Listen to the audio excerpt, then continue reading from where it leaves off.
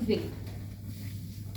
Objectives of my set: pre-embalming, embalming, and care. Pre-embalming. Process done before embalming falls under pre-embalming categories. These are cross verification of documents, sanitization, and proper presentation of the cadaver.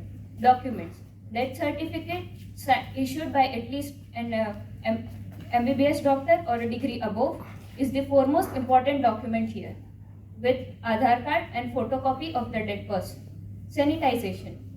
Cadavers are washed with antimicrobial detergents and then shaved to reduce the chances of infection. Presentation. Massage to dispel rigor mortis. To explain this, I would like to explain what is rigor mortis loss. Rigor mortis is the situation after death which leads to the stiffness of muscle due to lack of oxygen. The body cannot synthesize ATP and thus stiffness occurs because for the unlinking of cross bridge, ATP is required. So, for example, body is presented with the clenched fist. It would be remained in the clenched position if the massage is not done. The joints are flexed, extended and flexed repeatedly to dispel the signs of rigor mortis and open the palm. This helps in the presentation in supine position. Now, why supine position?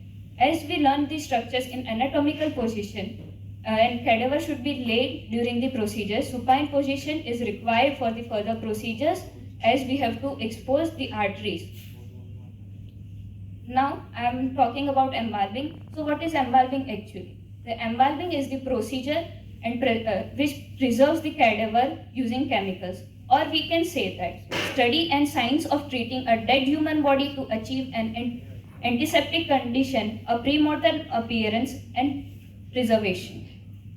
So the chemicals used to preserve the body are called embalming fluids. The content of the embalming fluids are formaldehyde, thymol crystals, glyceraldehyde, water, sodium borate and sodium chloride. Formaldehyde here is used as preservative agent, thymol crystal dissolved in methanol used as antimicrobial agent, glyceraldehyde as wetting agent, water for dilution of this substance and provide a medium, sodium borate and sodium chloride as buffer and to maintain pH. Now, types of embalming: arterial embalming, cavity embalming, hypodermic embalming and surface embalming. In this session, we are discussing about arterial embalming by gravity method. In arterial embalming, the embalming fluid is pumped through arteries used with the help of gravity as the tank is placed high above and the body is laid below the tank. So with the help of gravity, the fluid is pumped into the arteries. The process of embalming includes selection of vessel, incision on the selected vessel, insertion of cannula and then pumping of embalming fluid. Selection of vessels. So which vessels would you prefer for this purpose? Obviously, those vessels which are superficial, easy to expose and larger in diameter to help the pumping of fluid.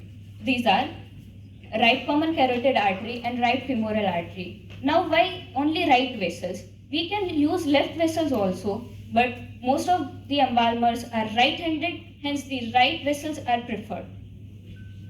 These are the pictures showing exposed common carotid artery and femoral artery. For this session, I am using the example of femoral artery. This is the exposed femoral artery. Once we have made the incision, we insert the cannula for pumping the embalming fluid. Ligation of vessel. Why the ligation is done? To prevent slipping of cannula because of the fluid and for proper procedure. So once the 8 to 10 liters of embalming fluid is pumped through arteries, then cadaver is embalmed. Once the cadaver is embalmed, the proper care of that embalmed cadaver is also necessary. Otherwise, this whole procedure and the donation would be again in vain. So I would like to invite Vidhi for the explanation of care, or you can say post-embalming procedures.